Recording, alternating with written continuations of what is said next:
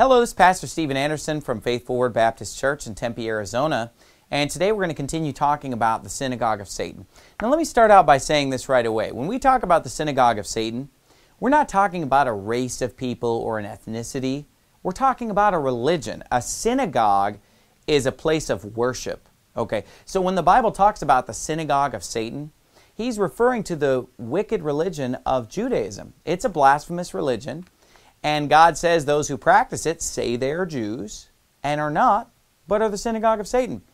We know that those who practice Judaism say they're Jews. According to Romans 2:28 and 29, they're not Jews. According to Philippians 3:3, they're not of the circumcision because they don't believe in Jesus Christ.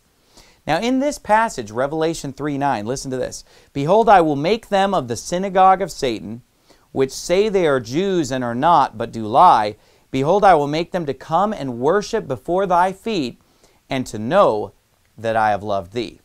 Now, why would God have to make those of the synagogue of Satan to know that he had loved the church at Philadelphia? He's speaking to a Gentile church at Philadelphia in Asia, and he says, I'm going to make the synagogue of Satan to know that I have loved thee. So whoever these people are in the synagogue of Satan, they somehow believe that God didn't love the church at Philadelphia, that God only loved them. You know, God loves the Jews, but the rest of you, well, sorry, you're just not of the chosen ones, so, you know, God doesn't love you. God doesn't care as much about you.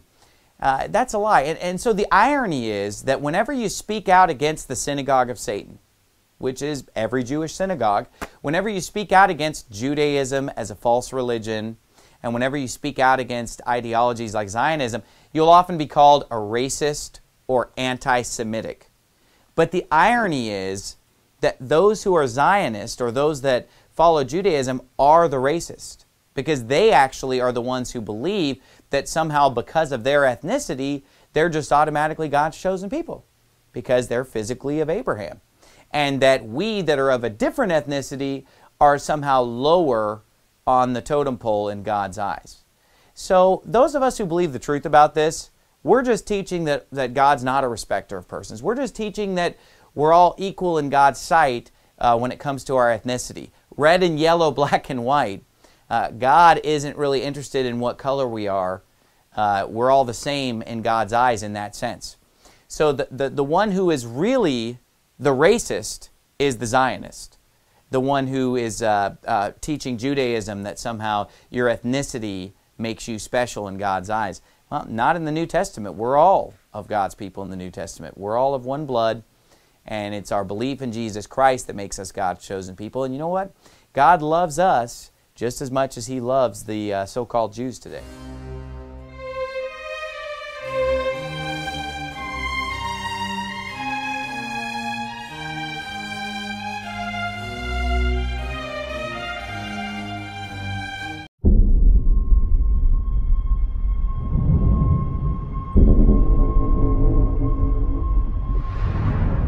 Iblis volunteered that if he can come with the angels to kill these corrupted jinns on the earth, and Allah Azza wa Jalla gave him permission.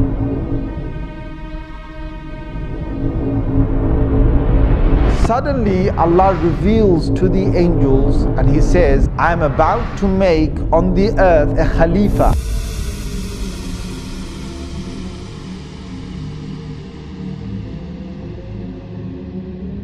Now, Iblis is a creation of God. Iblis is a creation of God. Iblis is a jinn. Iblis is, he's made of fire, which the Quran talks again in several places that he's made of fire. But where did Iblis come from? And were there the likes of Iblis before? So the Mufassirun have commented. Again, this is based on those narrations that I talked about earlier. And what Allah Azza wa Jalla did is that He created a whole creation of jinns that were on the earth. And this you will find in many of the early Mufassirun have commented on this. He created them on the earth and they had got taklif. Now what is taklif? Taklif is that God's now given them a responsibility to recognize Him. Now when Allah gives responsibility to creation, He will send messengers. So what Allah did is that He sent jinn messengers. So before there was human messengers, before Adam alayhi salam, who was the first human messenger, there were many jinn messengers that Allah Azza wa Jalla sent to them. Now the jinns are made of fire And the jinns, one of the things they have inside, being fiery is that you're angry and you're hasty, you're fast, you're very powerful. Now the sifat and the qualities that the jinns have between them is that they are in fights and they are in quabbles and they are in superiority and who can prove who's greater. This is one of the nature of the jinns, and they're always in the spirit of challenge. Now there are good jinns. Allah Azza wa Jal has said that in Surah Jinn itself. He's talked about two different groups of jinns, and he said the salihun, and there's those who are pious and those who are not pious.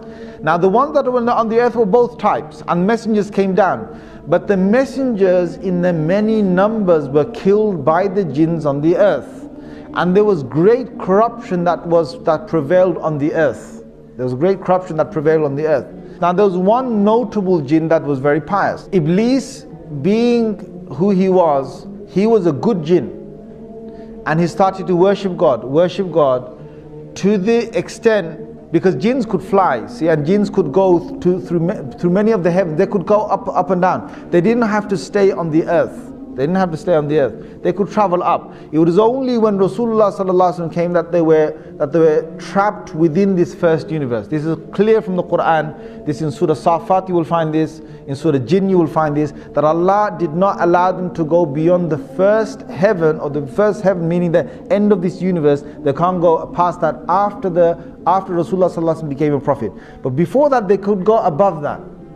So what happened is that on these travels, Iblis proved himself that he was so close to God. And Allah Azza wa Jal then allowed him to get closer and closer, to higher and higher basically. And they say in some of these narrations that there was no space in the heavens was left, like no large space was left in the heaven, but Iblis had gone there and he had worshipped God.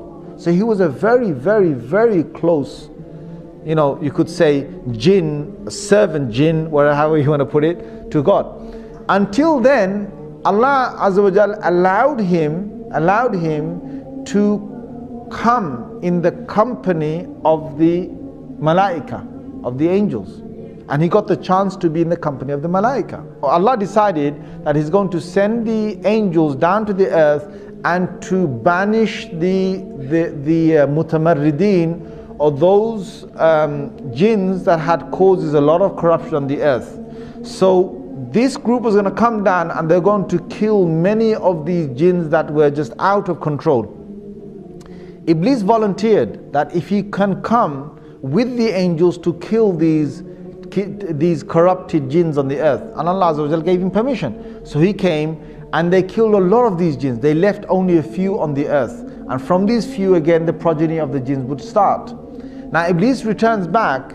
Now many, maybe hundreds of years, I don't know, whatever is going by, because jinns have very long lives. They don't have short lives that the human beings that, we only have 60, 70, 100 years. They have hundreds of years. Perhaps they could have a few thousands of years of living. Now you've got Iblis that has gone down there, that has banished these jinns, most of them who are corrupted on the earth, and is returned back with the angels. Now he was with the angels, but Allah makes it very clear that he was not from the malaika, he was from the jinn. Now why Allah makes that clear is because we understand that no malak or no angel can ever disobey Allah Azza wa Jal. Allah's made it in their nature not to disobey Allah, but a jinn can. So the biblical sources, they've now faltered again. They call it a fallen angel. So what they say is that if an angel decides to go against the will of God or the command of God, then that angel, Allah drops him from the rank of the angels, and now he becomes a fallen angel. That's the biblical sort of side, or what some of them believe. The Muslims don't believe that. No angel can ever disobey Allah Azza wa Jal. So that's where we find that Iblis was able to disobey Allah, because he wasn't from the malaika. Now there's one thing here. Why is it that Iblis is now going to disobey God? Now you've got to understand the whole thing behind the creation of Adam alayhi salam. Suddenly Allah reveals to the angels and He says, I am about to make on the earth a Khalifa, or someone who will take command, second in charge, or someone who will rule again, reign after the last reigning. I'm about to make a Khalifa on the earth. Now when Allah said that, Iblis got really happy. Right? He must have got really happy. And you know why? Because Iblis knows that the angels are not the ones who are going to rule the earth. If there's anyone, there's going to be the creation from the jinns. Allah is going to now make a Khalifa perhaps from the jinns. But Allah's decision wasn't that He's going to make a Khalifa or a vicegerent from the jinns. His decision now was that He's going to create this new creation. Now this shocked Iblis, because all these years that Iblis had worshipped Allah and had been so good was because he wanted power, he wanted prestige, he wanted to be in charge of the earth, he wanted to be, come back on the earth, and he's going to be sent perhaps as a messenger, or he's going to be sent with a new command of God on the earth, or he's going to be in charge of the jinns on the earth. There's something beautiful that's going to come for Iblis, something that he had a big glimmer and a big hope in, and all that was getting crushed now with this new creation. Now who is this new creation? الشوق يضرب بين مأساة وحنيني قلتها والله شاهد باللي في حبك أجاهد أدعي المولى بتكلف إني في حبك أجاهد.